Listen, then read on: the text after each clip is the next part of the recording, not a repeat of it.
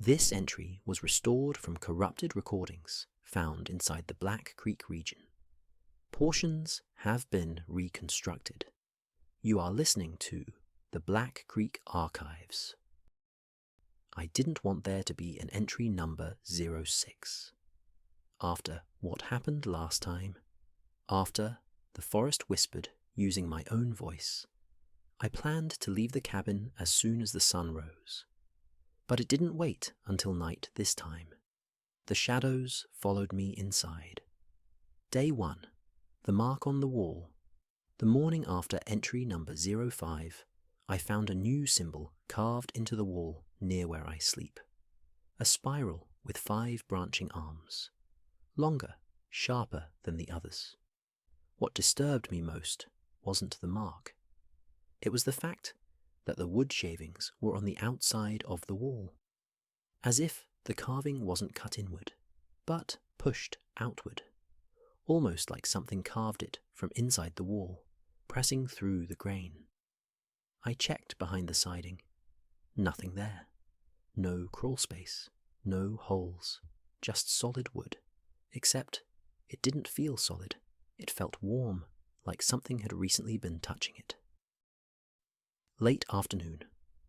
The second shadow returns. I tried to leave the cabin that afternoon, packed a bag, grabbed my keys, opened the front door, and froze. My shadow cast onto the porch. But there was another shadow behind it, longer, thinner, shoulders too high, arms too long. It stretched beside mine, even though no one stood behind me. When I lifted my arm, the other shadow didn't. It turned its head slowly toward me, and I slammed the door shut.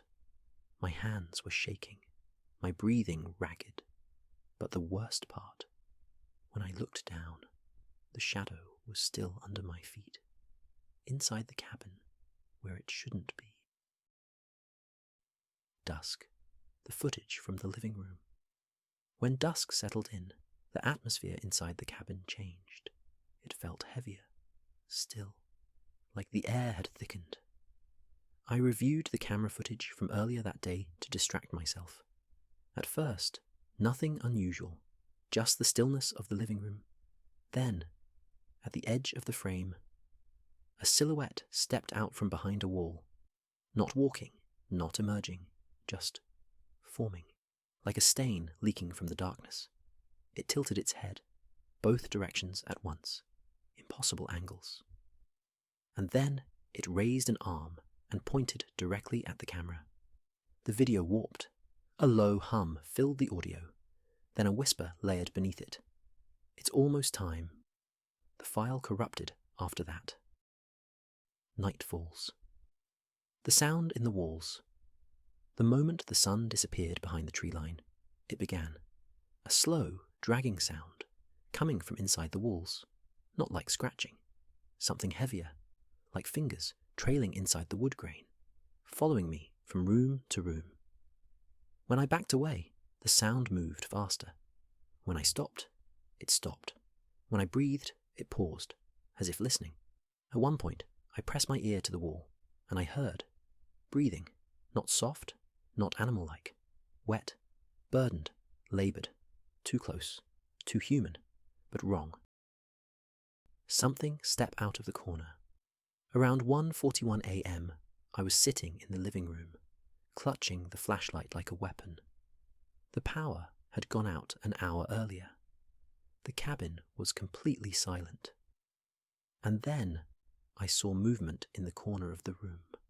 At first, I thought it was my eyes adjusting to the dark.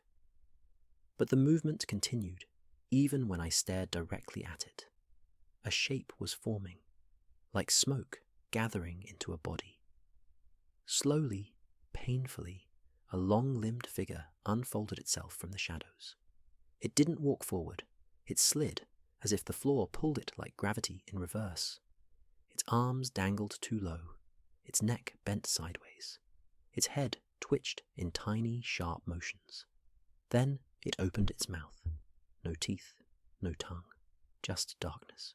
And the darkness moved, like it was breathing.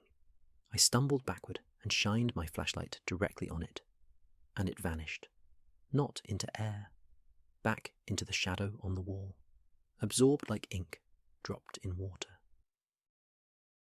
The hallway. The wrong reflection returns. I rush toward the hallway, thinking I could barricade myself in the bedroom. But when I passed the mirror, my reflection wasn't alone.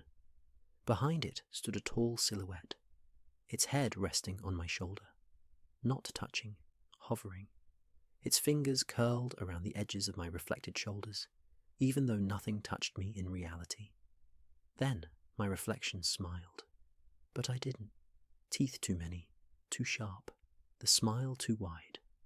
The shadow leaned into my reflection's ear and whispered a phrase I couldn't hear. And the mirror cracked, a thin line down the center. When I looked again, the reflection and shadow were gone. Only I remained, shaking, empty, terrified. The final minutes. The forest inside the cabin. Near 3 a.m., I heard wind. Inside the cabin. Impossible. Steady, cold wind whistling down the hallway. I followed the sound, heart pounding, until I reached the bedroom door. The window, which had been locked, was wide open. Cold fog rolled in across the floor. The trees outside were closer than before, much closer. Branches pressed through the window frame like fingers. Something moved beyond them. A shape, a shadow, a figure too tall for the forest to hide.